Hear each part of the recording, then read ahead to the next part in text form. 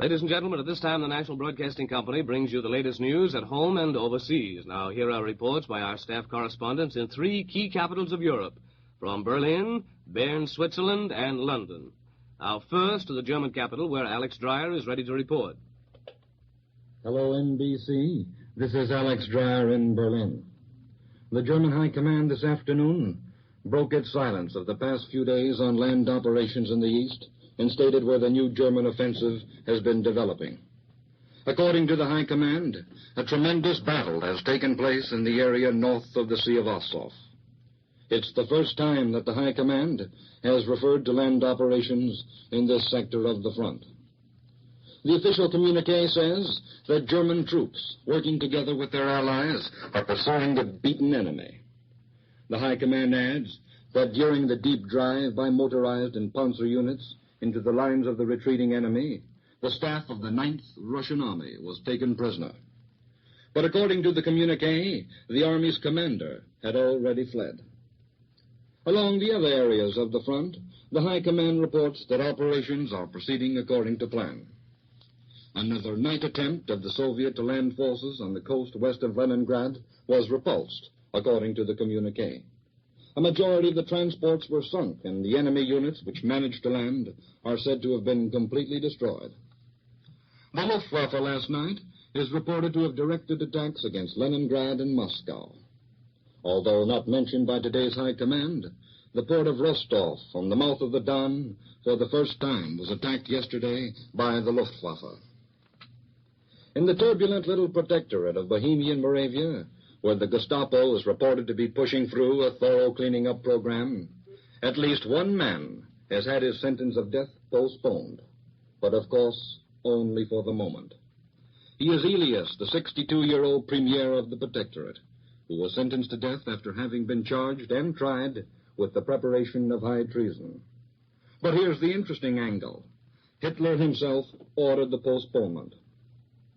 According to officials in the propaganda ministry here this morning, the Germans intend to use Elias as a witness in the trial of other Czechs also accused of having indulged in treasonable activities. Czech papers have carried the report of the postponement.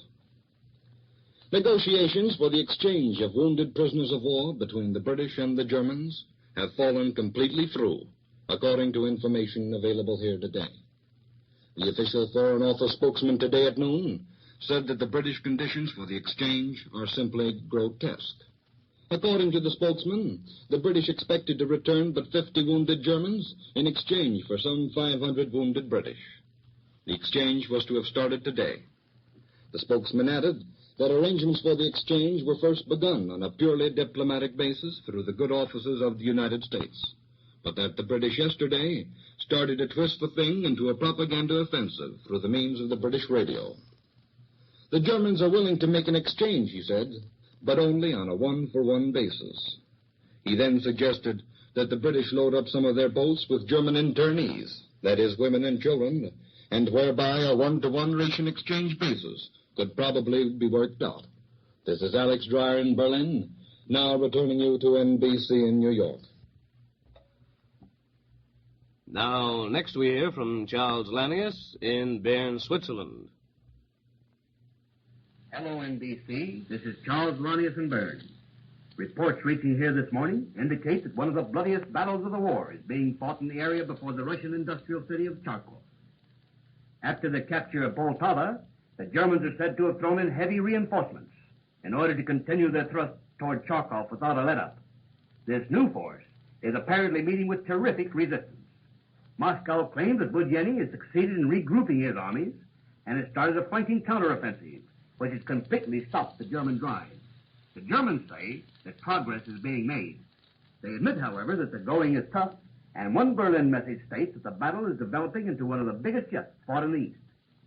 It would seem that the Germans are putting all they have into this fight, presumably because they feel they must take Charkov and then push upward toward Moscow before the winter weather catches up with them. All this appears to be in line with the German High Command's supposed plan to encircle the Russian capital in a giant pincher's move from the north and the south. Although the heaviest fighting appears to be in the upper section of the southern front, extremely hard fighting seems to be going on all along the entire front. The Reds have announced the whole of Timoshenkov's forces in the center and important parts of Voroshilov's armies in the north have now moved into battle with the invaders. So with Budyeni's reorganized forces counterattacking in the south, men are fighting along the whole length of the eastern front. The Germans to blitz on into Moscow and make their kill before bad weather starts, and the Russians to hold them up and subject their attackers to the uncertainties and difficulties of a long winter campaign. Today, the Soviets announced that the situation in the Crimea isn't as critical as it first seemed. There, mixed divisions of Red infantry and Marines have tangled with the German infantry. The Russians claim the Germans were defeated. They also report another victory over the German infantry in the Odessa area. Odessa is turning out to be a hard nut for the Germans to crack. More than a month and a half ago, I was invited, along with other correspondents, to go on a military junket to Odessa. Odessa was then expected to fall momentarily. And from Berlin, it certainly looked that way. We were even told the day we would leave Berlin. Of course, that trip was postponed, and now those in charge of arrangements would like to forget about it entirely. They probably could if it weren't for a few comic correspondents who seem to get a kick out of asking officials when the trip to Odessa is to start. Around the propaganda ministry, they used to take it seriously, but now they've caught on and just laugh it off. Up north, Leningrad seems to be standing as firmly as Gibraltar, and the Reds deny that that city is in any danger of being taken. The Russians claim that if the Germans expect any measure of success in that area, it'll be necessary to maintain an army of 1 million men there during the winter. Another Moscow message contains a frank admission that the Germans are now numerically superior in tanks and other equipment. The report goes on to say that the German infantry divisions have greater quantities of automatic arms than their own infantry, but that this superiority is by no means a crushing handicap. It's pointed out in the dispatch that in spite of this armament deficiency, the Russian armies are still very well equipped. From these statements, it would appear that the Russians need the long winter campaign they're fighting for as a breathing spell, during which they hope to make up some of their losses in equipment. This is Charles Lanius in Bern. I now return you to NBC in New York. Our next report is from the British capital. Go ahead, London. This is John McBain in London. British submarines have had new successes in the Mediterranean. The Admiralty today reported that the undersea craft have sunk or hit by torpedoes and seriously damaged 11 Italian ships. The attempt to arrange the exchange of wounded prisoners between Britain and Germany has broken down, and the German prisoners who've spent the past 3 days in the hospital ships at New Haven are today being disembarked and returned to their prison camps and hospitals. Everything had been arranged, and the Germans would have left Britain last night, after the dramatic exchange of radio messages between the British and German governments. Then came the final German statement that in spite of the Geneva Convention, they were demanding a prisoner-for-prisoner exchange. Originally, all the British wounded, about 1,500, were to be exchanged for all the German wounded, less than 100. The last-minute German change of mind leads some observers to the belief that the whole thing was a carefully calculated incident in the German war of nerves, intended to put the British government in the position of having to refuse to bring home badly wounded British soldiers. Although the exchange can mean little, in a war in which many thousands are being killed and wounded each day on the Russian front, relatives of the wounded British soldiers have certainly suffered a severe blow after days of thinking that their menfolk would soon be home. It was officially stated in London today that the British government now aren't prepared to risk being made the victims of a flagrant breach of faith on the part of the German government, more especially as the bulk of the British sick and wounded would clearly lose all chance of repatriation. It's officially emphasized here that the German government, when the negotiations began, were only concerned with the prisoners of war, and didn't insist, although they mentioned it, that civilian internees be repatriated. Then the Germans demanded the mutual repatriation of sick and wounded combatants in third countries like Era, Uruguay, and unoccupied France. The British agreed to the repatriation of civilian internees and got together a batch of 60 German women prisoners to send home. The British also agreed to the business of swapping prisoners from third countries. But the last-minute German upset of the arrangements affecting the original exchange of wounded prisoners, who, according to the Geneva Convention, were to be sent back without regard to rank or numbers, seems to have ended the negotiations. It was announced today that Mr. Epley, the Vice Premier, is going to America as representative of the British government at the conference of the International Labor Office. The Air Ministry today publishes a booklet giving the most complete and readable story of the Bomber Command yet available. Bomber Command traces the history of the British bomber force from 2 o'clock on September 3rd, 1939, when a Blenheim began photographing units of the German Navy on their way out of Wilhelmshaven, until just the other day. It tells about the flying qualities of bomber pilots and says that as far back as the spring of 1939, the French General Staff was told details of British bomber strength and possible use of bombers was discussed. The French wanted the bombers to be used as a sort of long-range artillery against railroads and aerodromes, but the British pointed out that with the strength at their disposal, this would be ineffective. The French Air Force did no day bombing at all because they had less than 40 day bombers in their whole force. When the German attack began, General Gamelin refused to allow the British to bomb troop concentrations in Germany on the ground that civilians might be killed or injured.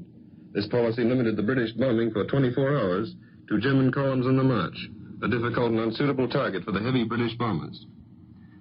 On May 10th, the British advanced air striking force had 135 serviceable bombers in France. In 5 days, they lost 75 of this number. The blitzkrieg from May 10th to June 20th cost the whole British Bomber Command just 40% of its first-line strength. Bomber Command for the first time officially confirms the well-known report that on June 10th, when British bombers based near Marseilles were to start the first raid on Italy, the French authorities ran military trucks out over the aerodrome to keep the British planes from taking off. This is John McVane in London, returning you to the National Broadcasting Company in New York. And that's the latest news on the war. Now, Earl Godwin brings us word on developments at home, speaking from the newsroom in Washington. Good morning, folks. You know, the President is home about now, and he's getting ready to receive at the White House a group of congressional leaders, mostly senators from both parties, to discuss the ways and means connected with taking some of the wraps off of the Neutrality Act, amending it or repealing it or whatever can be done, and just about the time this government is getting ready to place anti-aircraft and anti-submarine guns on the decks of American ships sailing the lease-land seas with American munitions under that Panama flag. The Panama cabinet meets and says, in effect, nothing doing. There'll be no guns on any merchant ships flying the Panama flag. If you boys up there in the United States want to protect your munitions of war as they traverse what's left of the seven seas, just use your own guns and your own flag. Thus, the little spunky outfit to the south of us rolls right over the legalistic expedient by which a great many American ships have sailed around the Neutrality Act. Of course, so far, the Nazis haven't hesitated to haul off and just let her go when one of those raider commanders squinted through his periscope and saw an American ship with a Panama flag. The President the other day mentioned the fact that they were thinking about putting defensive guns on the decks of these American-owned ships under Panama registry, and there wasn't any question about it except where they're going to get the guns and so forth and so on. But this Act of Panama, which might have been inspired, may hurry up the arming of American ships under the American flag. The President will go into conference today on that and other subjects. And from where I'm sitting, this conference appears to be a discussion of ways and means, practical ways and means, legislative means, as to what can be rammed through Congress and what cannot. Sam Rayburn, Speaker of the House, who knows the House like a good housewife knows her own domain, is prophesying that the vast noise over the religious freedom issue will not deter the passage of the two important money and credit bills before that body. One is the second installment on the Lend-Lease program, 6 more American billions for embattled Britain. The other is the measure to recharge the batteries of the Reconstruction Finance Corporation, which have run out of credit. And the Congress is restoring this power and will probably hear someone denounce Russia in the debate, because Russia is going to be aided through RFC.